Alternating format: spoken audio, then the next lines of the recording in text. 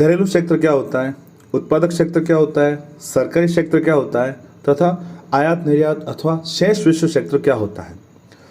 दोस्तों, ये चारों ही अर्थव्यवस्था के क्षेत्र होते हैं और आज हम इस वीडियो में अर्थव्यवस्था के क्षेत्रों के बारे में अध्ययन करेंगे और इससे रिलेटेड क्वेश्चन तो हर एग्जाम में लगभग पूछा ही जाता है, चाहे वो आय का चक्राकार प्रभाव हो या विभिन्न प्रकार के अर्थव्यवस्था से संबंधित जो टर्म्स हैं उन सब में इन अर्थव्यवस्था के चारों क्षेत्रों का वर्णन जिक्र तो होता ही है। तो आज इस वीडियो में हम अर्थशास्त्र के जो अर्थव्यवस्था है, समष्टि अर्थशास्त्र है, उस अर्थशास्त्र के समष्टि अर्थशास्त्र में अर्थव्यवस्था के कौन कौन से क्षेत्र होते हैं उनके बारे में स्टडी यहाँ पर हम थोड़ा करेंगे और जानेंगे कि अर्थव्यवस्था को कितने क्षेत्रों में बांटा जाता है। ठीक है, तो मुख्यतः अर्थव्यवस्था में क्षेत्र जो है, यह अर्थव्यवस्था को मुख्यतः 4 भागों में विभाजित किया जाता है। कितने? 4 भागों में। ध्यान रखिएगा, घरेलू क्षेत्र, उत्पादक क्षेत्र, सरकारी क्षेत्र तथा शेष विश्व क्षेत्र। अब घरेलू क्षेत्र क्या होता है, उत्पादक क्षेत्र क्या होता है, सरकारी क्षेत्र क्या होता है, शेष विश्व क्षेत्र क्या होता है, इसके बारे में हम यहाँ पर स्टडी करेंगे। तो जैसा कि आप यहाँ पर देख रहे हैं, घरेलू क्षेत्र में हम वस्तुओं तथा सेवाओं के उपभोक्ताओं को सम्मिलित करते हैं और घरेलू या गृह क्षेत्र उत्पादन के साधनों का स्वामी भी होता है। देखिए, उत्पादन के साधन कौन कौन से होते हैं? उत्पादन के साधन मुख्यतः 4 प्रकार के होते हैं। कितने प्रकार के होते हैं उत्पादन के साधन? मुख्यतः 4 प्रकार के होते हैं। कौन कौन सा? श्रम, ध्यान रखिएगा, श्रम, भूमि, पूंजी और चौथा कौन सा होता है, क्या पता है आपको? श्रम, भूमि, पूंजी और उद्यम वृत्ति। ये ध्यान रखिएगा, 4 प्रकार के साधन होते हैं। तो यहाँ पर जो भी घरेलू क्षेत्र है, देखिए कोई भी श्रम है, कोई भी मजदूर है, वो परिवार क्षेत्र से ही आता है।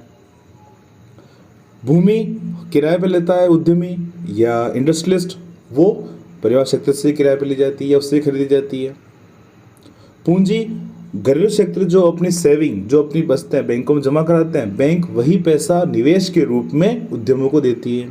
और उद्यमी के अंदर उद्यम वृत्ति या उद्यमी कहाँ से आते हैं, वो एंटरप्रेन्योर भी कहाँ से आते हैं? घरेलू क्षेत्र से ही आते हैं, आप और हम में से ही होते हैं। तो कुल मिलाकर अर्थव्यवस्था में जो उत्पादन के 4 साधन होते हैं, उन 4 साधनों के स्वामी है घरेलू क्षेत्र। और ध्यान रखिएगा, घरेलू क्षेत्र ही विभिन्न प्रकार की वस्तुओं सेवाओं का मार्केट होता है, यानी जो भी फर्में उत्पादन करती है उन फर्मों की बिक्री घरेलू क्षेत्र में ही करती है। आप और हम मिलके ही फर्मों द्वारा उत्पादित वस्तुओं सेवाओं के लिए एक बाजार उपलब्ध करवाते हैं। ठीक है, तो ये तो हो गया घरेलू क्षेत्र। आई होप आपको अच्छे से इसमें समझ में आ गया होगा। अब हम आगे बढ़ते हैं, नेक्स्ट देखते हैं यहाँ पर उत्पादक क्षेत्र क्या होता है। उत्पादक क्षेत्र, ये उत्पादक क्षेत्र आप देख रहे हैं यहाँ पर। ठीक है, मुख्यतः हम इसमें मैन्युफैक्चरिंग सेक्टर को या फर्मों को शामिल करते हैं। तो इसमें किनको शामिल किया जाता है? जो उत्पादन की क्रिया में लगे होते हैं। ये ध्यान रखिएगा, किनको शामिल किया जाता है? जो उत्पादन की क्रिया में लगे होते हैं। साथ ही अर्थव्यवस्था की सभी उत्पादन करने वाली इकाइयाँ या फर्मों को, हम इस उत्पादन इकाइयों को हम फर्में बोलते हैं, तो इस क्षेत्र में सम्मिलित किया जाता है। जैसा कि मैंने अभी आपको थोड़ी देर पहले बताया था कि इसमें विभिन्न प्रकार की जो भी फर्में हैं जो वस्तुओं सेवाओं का उत्पादन कर रही हैं, उन सभी प्रकार की फर्मों को हम उत्पादक क्षेत्र में शामिल करते हैं। ठीक है, अब ये जो उत्पादक क्षेत्र है, ये उत्पादक क्षेत्र घरेलू क्षेत्र से प्राप्त होने वाले चारों उत्पादन के साधनों का प्रयोग करता है। चारों उत्पादन के साधन कौन कौन से? मैंने भी आपको थोड़ी देर पहले बताया था, भूमि, श्रम, पूंजी तथा उद्यम वृत्ति। ठीक है, इन सभी का वो किराए पे उनका उपयोग करता है और फिर उसके बाद उत्पादन प्रक्रिया में उनका प्रयोग करके वस्तुओं सेवाओं का उत्पादन करता है और उन्हीं वस्तुओं को फिर घरेलू क्षेत्र में बेचने के लिए, सरकारी क्षेत्र में बेचने के लिए और शेष विश्व क्षेत्र में बेचने के लिए उपलब्ध करवाता है। ठीक है, तो वापस एक बार यहाँ पर पढ़ लीजिए कि उत्पादक क्षेत्र में उन सबको शामिल किया जाता है जो उत्पादन की क्रिया में लगे होते हैं। अर्थव्यवस्था की सभी उत्पादन करने वाली इकाइयाँ इस क्षेत्र में सम्मिलित होती हैं। वस्तुओं तथा सेवाओं के उत्पादन हेतु फर्में उत्पादन के साधनों, कौन कौन साधन? भूमि, श्रम, पूंजी तथा उद्यम वृत्ति की सेवाओं को भाड़े पर घरेलू क्षेत्र से प्राप्त करती है। तो कुल मिलाकर मैंने अभी जो आपको बताया वही बात यहाँ पर है। हम यहाँ पर क्या देख रहे हैं कि घरेलू क्षेत्र उत्पादक क्षेत्र को उत्पादन के साधन उपलब्ध करवाता है, बदले में वस्तुओं सेवाओं का उत्पादक क्षेत्र जो है वो घरेलू क्षेत्र को उपलब्ध कराता है। ठीक है, तो जितने उत्पादन प्रकार के साधन हैं वो उत्पादन साधन जाएंगे किधर, उत्पादक क्षेत्र में, और उत्पादक क्षेत्र उन्हें उत्पादन के साधनों का प्रयोग करके वस्तुओं सेवाओं का उपयोग कर आपस इन्हें उपलब्ध कराता है। ठीक है, तो इस प्रकार से घरेलू क्षेत्र उत्पादक क्षेत्र हो गए। अब एक आय का चक्राकार प्रभाव जब हम पढ़ेंगे उसमें देखेंगे कि किस प्रकार से एक द्विक्षेत्रीय अर्थव्यवस्था में, द्विक्षेत्रीय किस कौन कौन से, जिसमें सिर्फ घरेलू क्षेत्र हो और उत्पादक क्षेत्र हो, इन दोनों क्षेत्रों में अर्थव्यवस्था में आय का चक्राकार प्रभाव क्या होता है, किस प्रकार से आय चक्राकार प्रभाव में घूमती है, उसके हम यहाँ पर स्टडी करेंगे। ठीक है, अगला बढ़ते आगे देखते हैं अर्थव्यवस्था का जो तीसरा क्षेत्र है उसके बारे में हम यहाँ पर देखते हैं, सरकारी क्षेत्र। देख रहे हैं आप यहाँ पर सरकारी क्षेत्र का काम क्या है, एक बार उसको पढ़ लीजिए, आप चाहे तो वीडियो को पॉज करिए, मैं आपके लिए पढ़ लेता हूँ। तो सरकारी क्षेत्र कल्याणकारी एजेंसी के रूप में कार्य करता है, जैसे न्याय तथा कानून व्यवस्था को बनाए रखना, सुरक्षा तथा अन्य सार्वजनिक कल्याण संबंधी सेवाएं। सरकार एक उत्पादक के रूप में भी कार्य करती है, जैसे सार्वजनिक क्षेत्र के उद्यमों में सेवाओं तथा वस्तुओं का उत्पादन। तो अभी जो मैंने पढ़ा है थोड़ा आपको इसके बारे में समझ में आ चुका होगा। मुख्यतः सरकारी क्षेत्र का काम क्या है, विभिन्न प्रकार की जन कल्याणकारी संबंधी जो कार्य हैं उनको क्रियान्वयन में लाना। सरकार हमसे कर लेती है, उस कर के पैसे से, उस कर से सरकार विभिन्न प्रकार की कल्याणकारी योजनाएं प्रारंभ करती हैं, रुपया खर्च करती है, पैसा खर्च करती है, और इससे जन कल्याण की भावना को देखते हुए बहुत अधिक कल्याण को बढ़ाने की कोशिश यहाँ पर सरकार करती। सरकार का मेन काम हम ये बोल सकते हैं कि अर्थव्यवस्था के बाकी जो क्षेत्र हैं, घरेलू क्षेत्र, उत्पादक क्षेत्र, शेष विशेष क्षेत्र या विदेशी क्षेत्र, ये अच्छे से काम करते रहे अथवा अर्थव्यवस्था अच्छे से स्मूथ फंक्शनिंग करती रहे, इसके लिए यहाँ पर सरकारी क्षेत्र जो है काम करता है। तो एक प्रकार से सरकार यहाँ पर न्याय तथा कानून व्यवस्था को देखती है। ठीक है, सुरक्षा, डिफेंस से संबंधित हमारे देश की सुरक्षा, चाहे पुलिस प्रोटेक्शन हो गई, आर्मी हो गई, उसके पर खर्च करती है, उसको देखती है। और विभिन्न प्रकार के सार्वजनिक कल्याण संबंधी सेवाएं, चाहे उसमें शिक्षा आ गई, चिकित्सा आ गई, हेल्थ, एजुकेशन सब हो गए, उन सब पर खर्चा सरकार करती।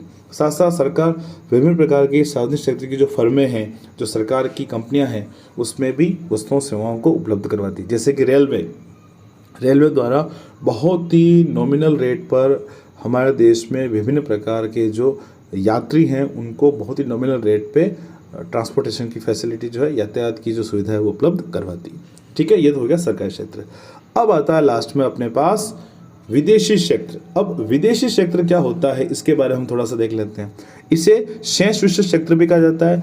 इस क्षेत्र का कार्य वस्तुओं का निर्यात व आयात करना था, घरेलू अर्थव्यवस्था और विश्व के अन्य देशों के बीच पूंजी का प्रवाह करना है। ये आप देख रहे हैं, आयात और निर्यात। देखिए क्या होता है कि सभी प्रकार की वस्तुएं सेवाएं अपने देश में पैदा नहीं होती, किसी भी देश में पैदा नहीं होती। अपने देश में जो वस्तुएं सेवाएं ज़्यादा पैदा होती हैं हम उसको बाहर कर देते हैं निर्यात, और अपने देश में जो कम वस्तुएं होती हैं पैदा हम उसका बाहर से आयात कर देते हैं। तो ज़्यादा पैदा होती है तो बाहर निर्यात कर देते हैं, और कम पैदा होती है तो हम बाहर से उसका आयात कर देते हैं। ठीक है, ये तो हो गया एक्सपोर्ट और ये हो गया इम्पोर्ट। अब हम विभिन्न देशों से बहुत से प्रकार की वस्तुओं सेवाओं का आयात करते हैं। ठीक है, निवेश भी आता है अपने देश में, अपने देश से बाहर निवेश भी जाता है, जिसे हम पूंजी का प्रवाह कहते हैं। जब अपने देश में कोई बाहरी फर्म, कोई बाहरी निवेश करता है, अपने देश में पैसा लगाता है, तो उसे हम पूंजी के अंतर्प्रवाह के रूप में जानते हैं। और अपने देश से कोई उद्यमी, कोई निवेश करता, कोई इन्वेस्टर अपने देश से बाहर दूसरे अन्य विश्व के अन्य देशों में कहीं पैसा लगा रहा है तो उसे पूंजी का बाह्य प्रवाह कहते हैं। तो अपने देश में निवेश के रूप में पैसा कितना आ रहा है, अपने देश से निवेश के रूप में पैसा कितना जा रहा है, पूंजी कितनी आ रही है, कितनी जा रही है, और विभिन्न प्रकार के देशों से किन किन वस्तुओं का आयात और निर्यात कर रहे हैं। तो एक बहुत बड़ा काम है और इसमें एक बहुत बड़ा क्षेत्र लगा होता है, उसे हम यहाँ पर विदेशी क्षेत्र कहते हैं। यानी विदेशी क्षेत्र का कुल मिला के काम यही है कि अपने देश से होने वाले आयातों, निर्यातों और पूंजी के प्रवाह का लेखा जोखा रखना। ठीक है, तो कुल मिला के अल्टीमेटली बात ये है। तो इस वीडियो में हमने जाना कि अर्थव्यवस्था के 4 क्षेत्र कौन कौन से होते हैं। ठीक है, और मैंने आपको इस वीडियो में डिस्कस करते हुए ये भी बताया था कि अर्थव्यवस्था के जो क्षेत्र हैं उन क्षेत्रों में जो घरेलू क्षेत्र है आपको कमेंट बॉक्स में बताना है कि उत्पादन के साधन कितने प्रकार के होते हैं। मैंने अभी आपको बताया ठीक है। अर्थव्यवस्था के 4 सेक्टर तो होते हैं, परंतु उत्पादन के साधन कितने होते हैं? अगर आपने वीडियो अच्छे से देखा है, समझा है, तो मुझे आशा है पूरी कि आप कमेंट बॉक्स में कमेंट जरूर करेंगे। तो आप अपने जो कमेंट है वो कमेंट बॉक्स में जरूर करें कि बताइए आप अर्थव्यवस्था को कितने सेक्टरों में बांटा जाता है। नहीं सॉरी, अर्थव्यवस्था में जो घरेलू सेक्टर है, घरेलू सेक्टर उत्पादन के साधनों का स्वामी होता है। तो आपको बताना है कि उत्पादन के साधन कितने प्रकार के होते हैं। अगर आपको पता है कितने प्रकार के होते हैं तो बताना, और कौन कौन से होते हैं ये भी आता है तो उसका भी आप कमेंट बॉक्स में कमेंट जरूर करिए। Thank you, thanks for watching economics Guruji. और आपको किन किन टॉपिक से रिलेटेड क्वेश्चंस की ज़रूरत है या वीडियोस की ज़रूरत है तो वो आप कमेंट बॉक्स में कमेंट जरूर करिए, ताकि आने वाले वीडियोस में हम उसके बारे में चर्चा कर सकें। ठीक है, तो टेलीग्राम ग्रुप को ज्वाइन जरूर करें और साथ में व्हाट्सएप पर आप मैसेज जरूर करें, ताकि इसकी जो ब्रॉडकास्ट लिस्ट है, आप जब मैसेज करें तो आप अपना नाम, आप कहाँ से हैं और आप कौन सी क्लास में, आप क्या कर रहे हैं, आप स्टूडेंट है, टीचर है कि आप किसी एग्ज़ाम की तैयारी कर रहे हैं, तो उसके बारे में इन्फॉर्मेशन जरूर दें, ताकि जब व्हाट्सएप की ब्रॉडकास्ट लिस्ट बने तो आप उसमें जुड़ पाएँ। Okay, thank you, thanks for economics Guruji, bye bye.